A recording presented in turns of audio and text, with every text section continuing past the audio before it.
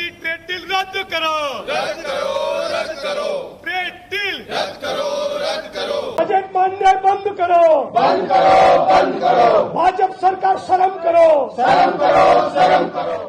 ગુજરાત વિધાનસભામાં બજેટ સત્ર ચાલી રહ્યું છે. બજેટ સત્રની શરૂઆતથી જ ભારત અને અમેરિકાના ટ્રેડ ડીલ વિશે વિપક્ષના નેતા વિરોધ કરી રહ્યા હતા. આજે બેનર સાથે વિધાનસભા પહોંચ્યા અને વિપક્ષના નેતાએ જે આંગણ છે એટલે વિધાનસભાનું જે સીડી છે ત્યાં બેસી અને પછી વિરોધ પ્રદર્શન કર્યા અને વિરોધ પ્રદર્શનમાં સ્પષ્ટ એવું કહ્યું કે ટ્રમ્પના દબાણમાં આવી અને ટ્રેડ ડીલ થઈ છે. આ ટ્રેડ ડીલના કારણે ભારતના ખેડૂતથી લઈને અલગ અલગ વર્ગના લોકોને ખૂબ નુકસાન થવાનું છે એ વાત કોંગ્રેસ દ્વારા કરવામાં આવી. કોંગ્રેસના પ્રમુખ અમિત ચાવડાએ પ્રતિક્રિયા આપતા એવું કહ્યું કે ટ્રેડ ડીલથી લઈને ગુજરાતના બજેટ સુધી ગુજરાતના બજેટમાં પછાત વર્ગ માટે જે પૈસા કે પછી યોજનાઓ ફાળવવામાં આવી છે એ યોગ્ય નથી. એનાથી વધારે એ લોકોને મળવું જોઈતું હતું. ભારતીય જનતા પાર્ટીની અને સરકારની માનસિકતા પછાત વર્ગ માટે કેવી છે એ દેખાઈ રહ્યું છે. સાથે જ ખેડૂતો માટે અને અલગ અલગ વર્ગ માટે ભારતીય જનતા પાર્ટી કંઈ કરવા નથી માંગતી એ વાત પણ વિધાનસભાના ફ્લોર પરથી કહેવામાં આવી. વિધાનસભાની અંદર જેમ જ કાર્યવાહી શરૂ થઈ ત્યાં પણ વિરોધ થયો. એના પછી વિરોધની સાથે જ ધારાસભ્યો વેલમાં આવી ગયા અને પછી વોકઆઉટ કરી દીધું. કાર્યવાહીની શરૂઆત થતાં જ કોંગ્રેસના ધારાસભ્યોએ વોકઆઉટ કર્યું અને ત્યાં નારેબાજી કરી. વિધાનસભામાં નારેબાજી કર્યા પછી બહાર આવી અને પ્રતિક્રિયા પણ આપી છે. અમેરિકાની ટ્રેડ ડીલ, અમેરિકા અને ભારતની ટ્રેડ ડીલથી લઈને ગુજરાતના બજેટ પર આજે વિરોધ પ્રદર્શન થયા છે. વિધાનસભાથી જે દ્રશ્ય સામે આવ્યા છે, જે પ્રતિક્રિયા સામે આવી છે તેના પર કરીએ નજર. આજે ગુજરાત વિધાનસભાની પ્રશ્નોત્તરી દરમિયાન ફરી એકવાર આ ભારતીય જનતા પાર્ટીની ડબલ એન્જિન સરકારનો ગુજરાતની જે બહુમતી વસ્તી છે, જે ગરીબ સામાન્ય વર્ગના લોકો છે, એસસી, એસટી, ઓબીસી, માઇનોરિટી સમાજ, એ સફાઈ કામદારો હોય, દિવ્યાંગ હોય, પશુપાલક ગોપાલક હોય કે પછાત વર્ગના વિચરતી વિમુખ જાતિના લોકો હોય, એની સાથે જે સતત અન્યાય થઈ રહ્યો છે, એની સાથે જે સતત ભેદભાવ થઈ રહ્યો છે, એને સતત શોષણ થઈ રહ્યું છે, તેમ છતાં સરકાર એને કોઈ પણ જાતની મદદ નથી કરતી એવો આ સમાજ વિરુદ્ધનો ભારતીય જનતા પાર્ટીનો ચહેરો પણ ખુલ્લો પડી ગયો છે. અને એસસી, એસટી, ઓબીસી, માઇનોરિટી વિરુદ્ધની આ સરકારની ચાલ ચરિત્રને ચહેરો પણ આજે પ્રશ્નોત્તરીમાં સ્પષ્ટ રીતે ખુલ્લો પડી ગયો છે. અમારા વિધાનસભા કોંગ્રેસ પક્ષના ઉપનેતા આદરણીય શૈલેષભાઈ પરમાર દ્વારા પ્રશ્ન પૂછવામાં આવ્યો કે સામાજિક ન્યાય અને અધિકારીતા વિભાગ અંતર્ગતના જે એસસી, એસટી, ઓબીસી, માઇનોરિટી માટેના બોર્ડ નિગમ છે, એને છેલ્લા 2 વર્ષમાં કેટલું બજેટ ફાળવવામાં આવ્યું, કેટલો ખર્ચ થયો અને કેટલી રકમ વપરાયેલી રહી. તો એક તો વસ્તીના પ્રમાણમાં ખૂબ ઓછું બજેટ ફાળવવામાં આવે છે, એની સામે વર્ષોથી અમે લડાઈ લડીએ છીએ. તેમ છતાં ફરી એકવાર આ જવાબમાં જોવા મળ્યું કે વસ્તીના પ્રમાણમાં નહીવત બજેટ ફાળવે છે. અને બીજી બાજુ જે બજેટ ફાળવે છે એમાંથી પણ મોટા ભાગની રકમ વપરાયેલી રહે છે, એટલે કે ખર્ચ કરવામાં નથી આવતી. અહીંયા જે આંકડા છે કે ગુજરાતનો સૌથી ગરીબ કહી શકાય એવો સફાઈ કામદાર વર્ગ, એના ઉત્કર્ષ માટે સફાઈ કામદાર વિકાસ નિગમ છે. ખાલી એક જ વર્ષની વાત કરીએ, 24-25નું વર્ષ જે પૂરું થઈ ગયું છે હિસાબી વર્ષ, એના આંકડા જોઈએ તો એમાં ફાળવેલી રકમ 76.50 કરોડ હતી. એમાંથી 28% રકમ વપરાયેલી રહી. અલ્પસંખ્યક વિકાસ નિગમ એટલે કે લઘુમતી સમાજના લોકોને મદદ કરવા માટેનું આ નિગમ, એમાં 24-25ના વર્ષમાં ફક્ત 22.80 કરોડ રકમ ફળવાઈ અને એમાંથી 40% રકમ વપરાયેલી રહી. પછાત વર્ગ વિકાસ નિગમ, એમાં 41 કરોડ ફાળવવામાં આવ્યા હતા, એમાંથી 35% રકમ વપરાયેલી રહી. ઠાકોર કોળી વિકાસ નિગમ, જેની ગુજરાતમાં વસ્તી ગણીએ તો 28% વસ્તી થાય, જેના અહીંયા આગળ મોટા મોટા નેતાઓ ભાજપમાં છે, એ ઠાકોર કોળી વિકાસ નિગમને પણ 24-25માં 89 કરોડ રૂપિયા ફાળવવામાં આવ્યા અને એમાંથી 58% રકમ વપરાયેલી રહી.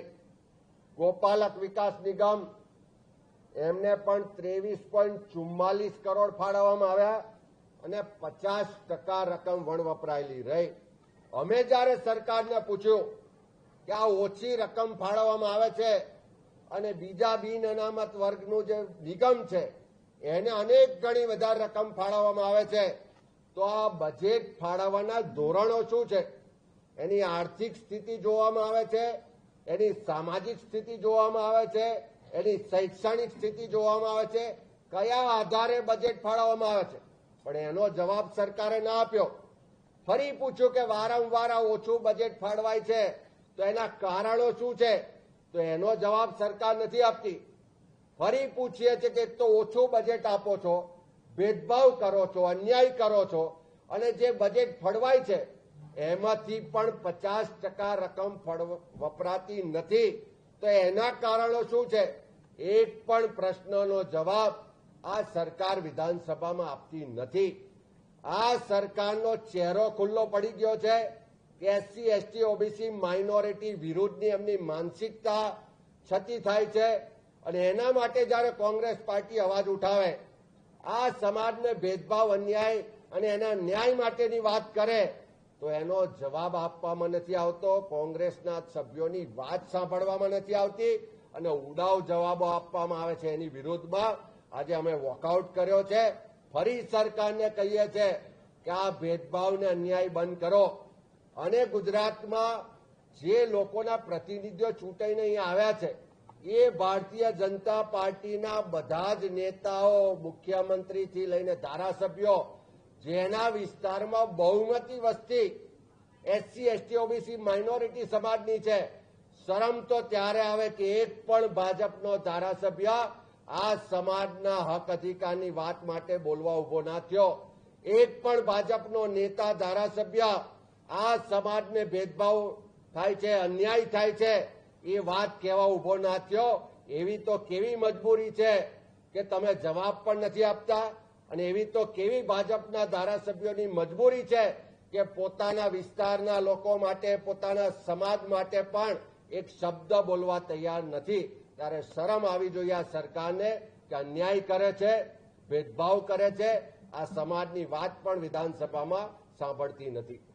विधानसभा में फिर से एक बार भाजपा की ये डबल इंजन सरकार का चेहरा, चाल, चरित्र और चेहरा बेनकाब हो चुका है. हम बार बार कहते हैं कि गुजरात की बहुमती वस्ती एससी, एसटी, ओबीसी माइनॉरिटी समाज की है. करीबन 82% population SC, ST, OBC minority का गुजरात में है. उसके उत्थान के लिए जो बोर्ड निगम बनाए गए हैं उसमें हर साल जो बजट एलोकेशन होता है वो पॉपुलेशन के हिसाब से नहीवत, मतलब बहुत ही कम किया जाता है. हर साल ये समाजों के साथ अन्याय और भेदभाव हो रहा है. आज क्वेश्चन आवर में हमने सवाल उठाए कि बजट एलोकेशन किस आधार पे होता है. पॉपुलेशन के आधार पे, उसकी सोशल, एजुकेशनल और बाकी की जो इकोनॉमिकल कंडीशन है उसको देख के किया जाता है. तो उसका जवाब ये सरकार नहीं दे रही है. हर साल क्यों भेदभाव हो रहा है, क्यों बजट कम दिया जा रहा है, उसका भी जवाब उनके पास नहीं है. और साथ में जो बजट एलोकेशन होता है उसमें से भी जो आंकड़े दिए गए 50% बजट खर्च नहीं हो रहा है. तो एक तो बजट एलोकेशन में अन्याय, बजट का पूरा उपयोग नहीं हो रहा है, और ये समाज की बात भी विधानसभा में नहीं सुनी जा रही है. इसकी वजह से कांग्रेस ने एससी, एसटी, ओबीसी माइनॉरिटी समाज के साथ हो रहे अन्याय और उसके हक अधिकार की बात को लेके उनकी पॉपुलेशन के हिसाब से उनको बजट मिलना चाहिए, वो मांग को लेके हमने वॉकआउट किया है. आदिवासी विरोधी ये सरकार नहीं चलेगी, नहीं चलेगी, ओबीसी विरोधी ये सरकार नहीं चलेगी, नहीं चलेगी. एससी, एसटी, ओबीसी माइनॉरिटी ने बजट में अन्याय बंद करो, बंद करो, बंद करो. वस्तीना प्रमाण में बजट आपो, बजट आपो, बजट